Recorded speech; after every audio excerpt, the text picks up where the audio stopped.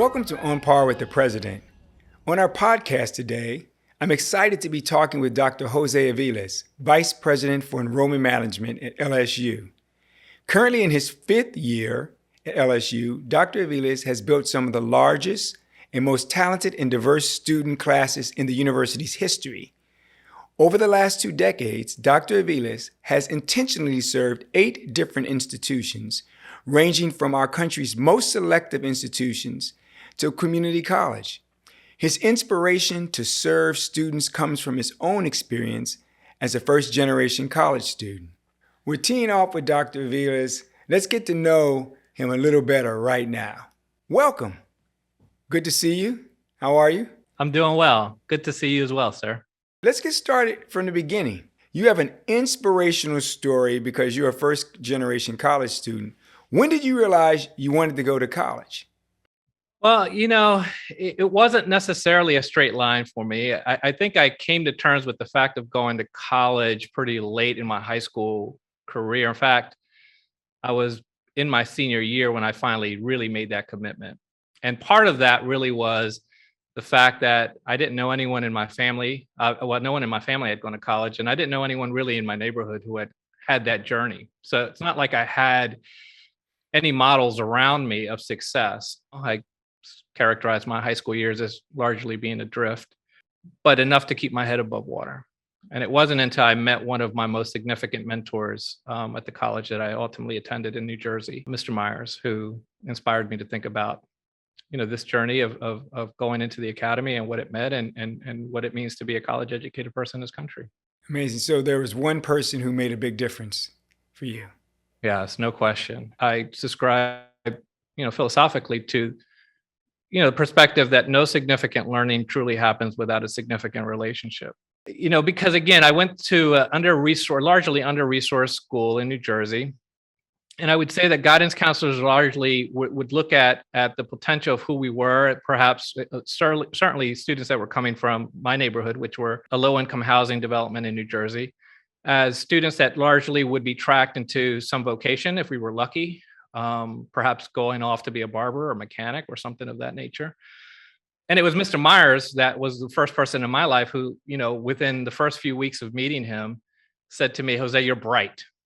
You're someone who should pursue not just your bachelor's degree, but I expect you to be a doctor someday."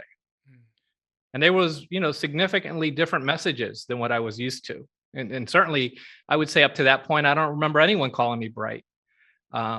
But it was something that kind of set in motion a relationship with this mentor that ultimately led to having extraordinarily high expectations of me as a student, perhaps higher than what I even had of myself at the time, and placed a different level of value on education than I had experienced other places. Certainly at home, my mom was largely trying to keep, food on the table and working, multiple jobs, and wasn't necessarily involved in my educational experience throughout high school. So it was, my mentor, Mr. Myers, that I can absolutely credit with bringing just a whole different way of looking at all of this in terms of an educational pursuit into perspective for me. A big part of golf is after you tee off, you want to be able to get to the green as quickly as you can with fewer strokes. It means you're going to be a better scorer. We want to understand how Dr. Aviles is actually a pro. How did he get to where he is right now? So you mentioned Mr. Myers, and I just want to understand, and I want other people to understand, what has kept you driven all these years? 24 years into this work, I say to the staffs that I've been a part of and I've had the fortunate opportunity to lead, that you can see yourself as a simple admission counselor that goes and puts a banner on a table and spends 2 hours at a college fair a night, or you can see yourself as an educator responsible for students that you are working and serving in the larger pipeline of education, in the larger system of education. And if you see yourself that way, there's a responsibility and accountability that goes with the work that we're doing. So I understand that you're a big relationship person, and that's a big part of how you think about the world. Help us understand the role of relationships in your current role and how you frame that as a value in your activities day to day. What I recognized early on in college admissions is that what made me different as a recruiter even was the fact that I would spend the kind of time, inordinate amount of time, working with students, especially students who don't have access to good information, who often see the process of college admissions as incredibly complicated or overwhelming. And the difference that I found was always relationship. It was, can you spend time? Can you build trust? Can you show students and families that this process doesn't have to be complicated, doesn't have to be overwhelming? Relationship is everything. It's not about what you put in a brochure. It's not about what you're putting on a website to these families. It's about helping them see a picture of success that includes them in it. The double ego, really outstanding performance on a golf course. When did you know as a professional you made it? You realized, I'm here. That's an interesting question. I don't necessarily feel that I've made it even now, to be honest with you. I feel like there's still so much work to do that I feel that sense of anxiety sometimes where time is running out. I think if there is a moment, it could be probably, I think, at the point of being conferred my doctoral degree. I remember starting that process, the doctoral journey, and kind of journaling at that time, like, how did I get here? Like, how does that happen? And trying to make sense of that. Well, I'm not going to ask you the secret sauce of all your strategies. I know you have to keep those confidential, but tell us broadly how you developed the concepts that drive your recruitment and enrollment strategy. I'm probably known most for telling directors that I'm not interested in hiring technicians in our world. Like, I can teach somebody to do admissions and recruitment. What I can't teach them to do is to care and have a love to serve students. Like, you either have that or you don't. And if you're not passionate about making a difference in the life of a young person, you're probably not going to work in my staff, for very long, because the work that we're doing is really, really hard. When you think about the things that we've done at LSU in terms of the historic nature of the gains, it's exhausting. It takes a significant lift on the part of, very talented staff that are part of our team. You're willing to do that if you believe in it. If you really are willing to run through a brick wall to impact the life of a young person and their community, this makes sense to you. But if that's not really what you are deeply passionate about, then this work becomes way too hard to add up to making sense. So I think it's about recruiting talented staff members who have a passion to serve students. It's about digging into the research to inform practice, and it's about using data to inform every aspect of the work we do before we start delving into strategies. I think those are the pieces that really make us successful. Minding the flag. A big part of golf is the ritual of supporting others, making sure they are able to score as high as they can. It's not just about your score, but it's about the other person. How does these notions that I'm hearing in the literature about resilience and grit fit into what you're trying to do when you try to bring a class together? Yes, that's the exciting part of the time that we're living in. I think COVID has probably accelerated even the conversations around things like these characteristics of students that exist outside of a standardized test score, for example, or other areas that have been the hallmarks of the admission process. And so that's something that we can all get around, right? Someone who's getting up every day and fighting and pursuing and pushing, despite how many times they get knocked down. Grit is made up of two basic characteristics or variables, right? It's one part passion, one part perseverance. I see that in the students that we're bringing to LSU, consistently over and over again. These passionate young people that are coming into this environment. And, LSU is not an easy place. This is a place where you're going to be challenged, where expectations are high. Our faculty are looking at you to really meet that expectation that they have of you academically. And so it's going to take you getting up every day and finding a way in which you're going to be able to push forward, no matter what that expectation is. And you do that because you are passionate about what you're studying. You are passionate about what you're pursuing. So a gritty student, I think, is oftentimes, in many ways, probably missed through the traditional admission processes. But if you start looking, you start kind of, pursuing a new way of thinking about the way that you're evaluating a student or providing access. I think not only will you expand access, but you're going to find that the community of scholars that you're bringing to the institution you're serving are so much richer than what you would have had otherwise.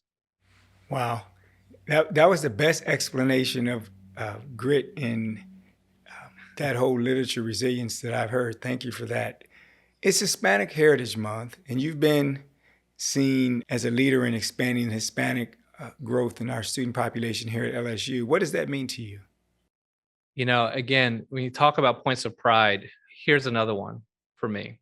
The Hispanic number from 2017 to today has grown by over 100%. I think we were bringing in like maybe 300 Hispanic students back in 2017. This year's freshman class, we're close to 700 Hispanic students who are part of this entering class that just started here in fall 2021. Amazing. Those numbers are astounding. But to me, it's those interactions that happen within the process that make up those numbers, make those numbers become real. And I just think about, again, across the state of Louisiana, the rapid growth in the Hispanic number across the state of Louisiana is just alarming. It's crazy. As a flagship, how can we continue to be that beacon of hope for those families? How can we be a place where those families, those students who have earned the right to participate and are prepared to be successful on this campus, how can they be included in the freshman classes? It has to be a very intentional thing that we're doing to be able to reach and serve those students. And we've done that successfully. And when I look at the numbers of growth, I just think about, again, those families. I think about the communities that they are a part of. And then I think about our state, right? The challenges in our state, I think they're rooted in education. How do we get more students to participate? How can we serve them better? Because they go back and they're a member, they make their families stronger, they make their community stronger. And I think over a generation, we'll see that the state is stronger by virtue of the things that we're doing on this campus. And I think that the Hispanic community is a good example of that because of the growth. And it's just inspiring to see what's happening there. Thank you. I'd like to turn to some questions that aren't as serious as the ones we just had. That because we stay focused on some pretty serious matters. In your travels around Louisiana, can you give me a couple of favorite places you visited? Well, that's an easy one. There's no question. Listen, before I got to LSU, I remember when I visited LSU, I said to my wife, I said, the best conference city I had ever been to was New Orleans. Every time there was a conference in New Orleans, I would be the first to sign up. It was just a remarkable place that is truly authentic in so many ways. And I know I'm preaching to the choir here, and the folks that are listening to today, they know their city and they know their state. But as an outsider, I just thought, man, this place, like take any other place USA, and it's like just a truly American city that feels maybe a little nuanced, it's a little different, but you still feel like, yeah, it's in the character of what a U.S. major city is. New Orleans is just distinctly different. It's just so different. And it's just been great to explore the culture, the food, the music. So yeah, New Orleans, I would say, and I know that's an eeasy answer, but that's the truth. Got it. Favorite place. What is your daily routine? What's life like for you every day? Yeah, I get started pretty early. Generally try to get up and just get the pulse on the day. I'm responsible at home to drop off my son, who's an 8th grader at U High. And then generally the first in my office or in the building to get in.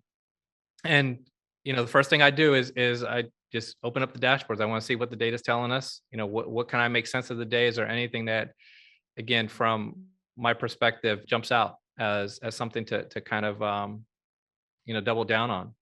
And that's so critical for us because admissions, especially, we don't own the timeline. Admissions happens according to the admission calendar. And if you miss a window, you're probably going to be dead in the water. So on a daily basis, you have to kind of take a look and get to understand what's happening, especially according to the time of the calendar that we're in. Generally have a pulse check, just checkpoint with some of the direct reports, again, to kind of reinforce what I'm seeing on data, but also to hear what they're dealing with on the day, keep my thumb on the pulse. And then you're off to consuming sets of meetings throughout the rest of the day. Although, a few times a week, generally around 3 times a week, I try to get in a 4 to 5 mile run. I love to do it at high noon because, Prez, this is the way I'm wired. This is the way I'm wired. And my staff, even my wife, my wife had this conversation with some of my staff member over the summer, because when we were running, she was like, there's 108 degrees advisory out there. And my point is, I'm not running in the morning or in the evening. I want to do hard things. I want to run in that 108 degree heat advisory. And we're going to do 4 or 5. And if you don't want to join, that's fine, but I'm going to do it. And to me, in my mind, that just reinforces that, hard things, you can do hard things. There's no such thing as can't. There's a difference, right? There's some things you're going to come up to in life that you can't do. But often it's not that you can't do things. It's just that things are hard. And so it's just going to mean you got to double down the effort and your resolve, your commitment to get it done. So that's why I try to run every day, or not every day, 3 times a week, 4 to 5 miles, high noon. And then I round out the evening. My son plays basketball, so I try to get home somewhere between 5:36 to get some basketball in with him. Generally, try to get through some drills, but also just play some games with them, and then do family dinner, and then it's back to work. Generally around 8 or 9 at night, just to round out the day. And that's just a normal day. Obviously in our work, and again during times where COVID isn't necessarily present, I'm doing a lot more traveling, out and around the state or on national conversations and that kind of stuff. Understood. And finally, what's your favorite location on campus? Favorite location? I have to say lakes. That's, I love getting out there and getting my run in, and just, I think it's a real serene. In fact, I would say that of all the campuses I've been a part of, I think this is probably the best running course that I've had, because I've been a runner for quite a while now. And so I try to get out at lunch because it breaks out the day nicely, but the lake's definitely probably the best course that I've had to run on, for sure. Well, I want to thank you, sir, for being on par with the president. I told you earlier that, of course, you've earned the right to be called doctor, but, in the true spirit of Michael Jordan, you should go by one name, because you're making it happen. So I appreciate you so much. Thank you for joining us. President, it's been my honor, and thank you for having me. And I'm just excited to continue the work that we're doing here, and to do it under your leadership. I'm looking forward to it. So thank you so much for the opportunity.